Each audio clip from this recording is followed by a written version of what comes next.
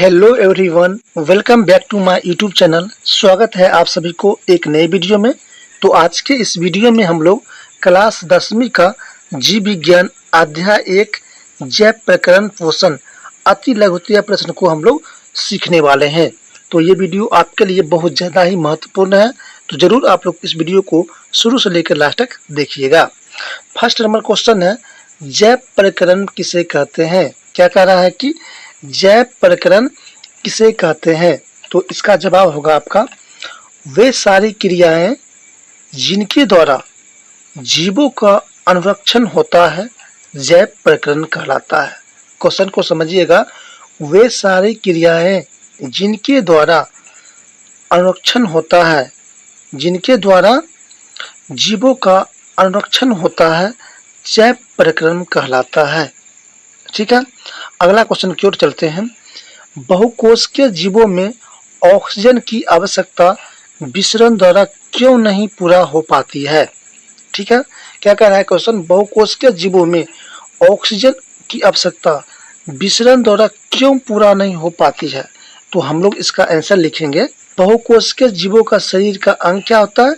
जटिल होता है तथा सारी कोशिका सीधे पर्यावरण के संपर्क में रहता है। इसी कारण ऑक्सीजन की आपूर्ति विसरण द्वारा संभव नहीं हो पाता है। ठीक है, समझ गए आप लोग। अगला क्वेश्चन की ओर चलते हैं। अगला नंबर क्वेश्चन है, जीवों में पोषण की प्रमुख दो विधि कौन कौन सी है? क्या कह रहा है कि जीवों में पोषण की प्रमुख दो विधि है, वो कौन सी है? तो इसका पहला हो जाएगा स्वपोषण और दूसरा हो जाएगा परपोषण। ठीक है, समझ गए। अगला नंबर क्वेश्चन है, हरे पौधे में किस प्रकार का पोषण पाया जाता है? हरे पौधे में किस प्रकार का पोषण पाया जाता है? तो हरे पौधे में स्वपोषण प्रकार का पोषण पाया जाता है। किस प्रकार का पाया जाता है? स्वपोषण प्रकार के पोषण पाया जाता है। अगला नंबर क्वेश्चन है, जंतुओं में पोषण की कौन सी विधि पाई जाती है? जंतुओं में पोषण की कौन सी विधि पाई जाती है? तो हम इसका आंसर लिखेंगे, जंतुओं पर परपोषण की विधि पाई जाती है। क्या पाया जाता है? परपोषण की विधि पाया जाता है। तीन प्रकार के परपोषण विधि का नाम लिखें। क्या कह रहा है कि तीन प्रकार के परपोषण विधि का नाम लिखें। तो पहला आपका हो जाएगा मृत जीवी पोषण और दूसरा हो जाएगा परजीवी पोषण और तीसरा आपका हो जाएगा प्राणी संपोषण। क्या होगा? प्राणी संपोषण। ठीक है, अगला क्वेश्चन की ओर चलते हैं। अगला नंबर क्वेश्चन है, संपूर्ण प्रकाश संश्लेषण की प्रक्रिया का रासायनिक समीकरण लिखें। क्या कर रहा है कि रासायनिक समीकरण लिखें। तो हम इसको लिखेंगे, कैसे लिखेंगे? लिखेंगे CCO2 प्लस 12H2O और लिखेंगे, ऊपर लिखेंगे सूर्य का प्रकाश और नीचे लिखेंगे क्लोरोफिल। क्या लिखेंगे? क्लोरोफिल लिखेंगे। ठीक है, उसके बाद फिर यहाँ पर हम लिखेंगे तीर के निशान देकर, क्या लिखेंगे? लिखेंगे C6H12O6 plus CO2 plus CH2O। ठीक है, लिखेंगे।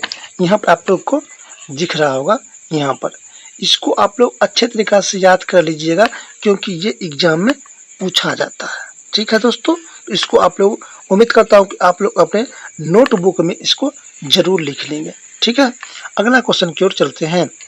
अगला नंबर क्वेश्चन है, प्रकाश संश्लेषण की प्रक्रिया में उपोत्पाद के रूप में क्या बनता है? क्वेश्चन को समझिएगा, उप उत्पाद के रूप में क्या बनता है? तो हम इसका लिखेंगे, आंसर लिखेंगे कैसे? प्रकाश संश्लेषण की प्रक्रिया में उपोत्पाद के रूप में ऑक्सीजन बनता है। क्या बनता है? ऑक्सीजन बनता है, याद रखिएगा। अगला नंबर क्वेश्चन की ओर चलते हैं। प्रकाश संश्लेषण की प्रक्रिया हरित लवक या क्लोरोप्लास्ट में ही क्यों होता है? क्या कह रहा है कि प्रकाश संश्लेषण की क्रिया हरित लवक या क्लोरोप्लास्ट में क्यों होता है, किसी और में क्यों नहीं होता है? तो हम लिखेंगे क्योंकि क्लोरोप्लास्ट में क्लोरोफिल वर्णक पाया जाता है। क्या पाया जाता है? क्लोरोप्लास्ट में क्लोरोफिल वर्णक पाया जाता है। ठीक है, अगला नंबर क्वेश्चन की ओर चलते हैं। प्रकाश संश्लेषण प्रक्रिया के लिए किन किन पदार्थों की आवश्यकता होता है? प्रकाश संश्लेषण के लिए किन किन पदार्थ की आवश्यकता होता है? तो पहला होता है क्लोरोफिल, और दूसरा होता है कार्बन डाइऑक्साइड, और तीसरा होता है जल, और चौथा होता है सूर्य का प्रकाश। दोस्तों, मैं आपको जो भी करा रहा हूँ क्वेश्चन, वो आपके लिए बहुत ज़्यादा ही इम्पोर्टेंट है, तो ज़रूर आप लोग इस वीडियो को शुरू से लेकर लास्ट तक देखिएगा। वीडियो पसंद आ रहा है तो वीडियो को लाइक करते चलिएगा, ठीक है। अगला नंबर क्वेश्चन की ओर चलते हैं। अगला नंबर क्वेश्चन है, प्रकाश संश्लेषण प्रक्रिया के लिए पौधा CO2 कहाँ से प्राप्त करता है? क्या कह रहा है क्वेश्चन, समझिएगा। प्रकाश संश्लेषण प्रक्रिया के लिए पौधा CO2 गैस कहाँ से प्राप्त करता है? तो हम लिखेंगे प्रकाश संश्लेषण प्रक्रिया में पौधे को CO2 वायुमंडल से पत्तियों के भीतर कोशिका के विसरण द्वारा पहुंचता है। किसके द्वारा पहुंचता है? वायुमंडल से पत्तियों के भीतर कोशिका के विसरण द्वारा पहुंचता है, ठीक है, समझ गए। अगला नंबर है बड़ा नंबर क्वेश्चन, कवक एवं जीवाणु में प्रकाश संश्लेषण की प्रक्रिया नहीं हो पाती है, क्यों? क्या कह रहा है कि कवक है या जीवाणु में प्रकाश संश्लेषण की प्रक्रिया क्यों नहीं हो पाती है? तो इसका हम लोग आंसर लिखेंगे किस प्रकार? तो हम इसका आंसर लिखेंगे क्योंकि ये सूक्ष्म जीव हैं, क्योंकि ये सूक्ष्म जीव है जो घुलित कार्बन पदार्थ के रूप में भोजन अवशोषित करता है। क्या करता है? भोजन को अवशोषित करता है। अगला नंबर क्वेश्चन है, पोषण के दृष्टि से अमीबा तथा पैरामीशियम किस प्रकार के जंतु हैं? ठीक है, पोषण के दृष्टि से तो हम लिखेंगे पोषण के दृष्टि से अमीबा तथा पैरामीशियम परजीवी पोषण जीव है। क्या है? परजीवी पोषण जीव है। क्या बोलेंगे? परजीवी पोषण जीव है, ठीक है दोस्तों। अगला नंबर क्वेश्चन है, मनुष्य का आहार नाल कौन कौन से मुख्य भागों में बटा होता है? मनुष्य का आहार नाल कौन कौन से मुख्य भागों में बटा होता है? तो इसका जवाब हम लोग लिखेंगे मनुष्य का आहार नाल आमाशय, पकाशय, पित्ताशय, छोटी आंत, बड़ी आंत आदि भागों में बटा होता है, ठीक है दोस्तों। अगला नंबर क्वेश्चन है, ग्रासनली में स्थित दो छिद्रों का नाम लिखे। क्या कहता है? ग्रासनली में जो छिद्र होता है उसका नाम पूछ रहा है। तो हम पहला लिखेंगे निगल द्वार और दूसरा लिखेंगे कंठ द्वार, ठीक है दोस्तों। अगला नंबर क्वेश्चन है, मनुष्य में पाचन आहार नाल के किस भाग में शुरू होता है? मनुष्य का पाचन आहार नाल का किस भाग में शुरू होता है? तो मुख से। क्या होता है? यानी कि मुंह से शुरू होता है। अगला नंबर क्वेश्चन है, मनुष्य के आहार नाल के किस भाग में पचे भोजन का अवशोषण होता है? क्या कह रहा है कि पचे हुए भोजन का अवशोषण मनुष्य के किस भाग में होता है? तो इसका जवाब हम लोग लिखेंगे दोस्तों, मनुष्य के आहार नाल के छोटी आंत पचे भोजन का अवशोषण होता है। कहाँ होता है? मनुष्य के आहार नाल छोटी आंत में क्या होता है? पचे हुए भोजन का अवशोषण होता है, ठीक है। अगला नंबर क्वेश्चन है, क्लोरोफिल वर्णक कहाँ पाया जाता है? क्लोरोफिल वर्णक कहाँ पाया जाता है? तो क्लोरोप्लास्ट में पाया जाता है। किसमें पाया जाता है? क्लोरोप्लास्ट में पाया जाता है, ठीक है दोस्तों। अगला नंबर क्वेश्चन है दोस्तों, प्रकाश संश्लेषण प्रक्रम द्वारा पौधे क्या निर्माण करता है? प्रकाश संश्लेषण द्वारा पौधे क्या निर्माण करता है? तो भोजन निर्माण करता है। मृत जीवी को क्या कहते हैं? मृत जीवी को क्या कहते हैं? तो अपघटन कहते हैं।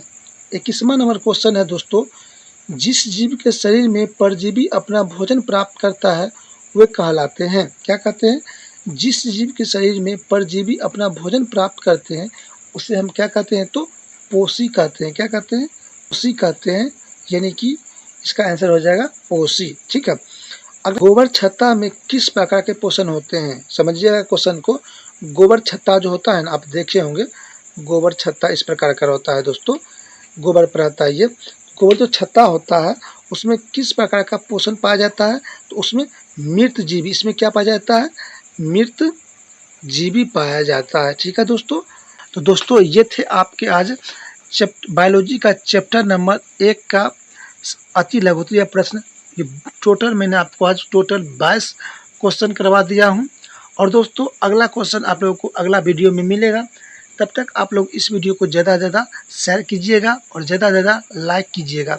और चैनल पर पहली बार आए हैं तो ज़रूर सब्सक्राइब कर लीजिएगा, क्योंकि आपको इस चैनल पर ऐसे ही वीडियो मिलता रहता है। तो मिलते हैं किसी अगले वीडियो में, तब तक के लिए नमस्कार मेरे प्यारे बच्चों।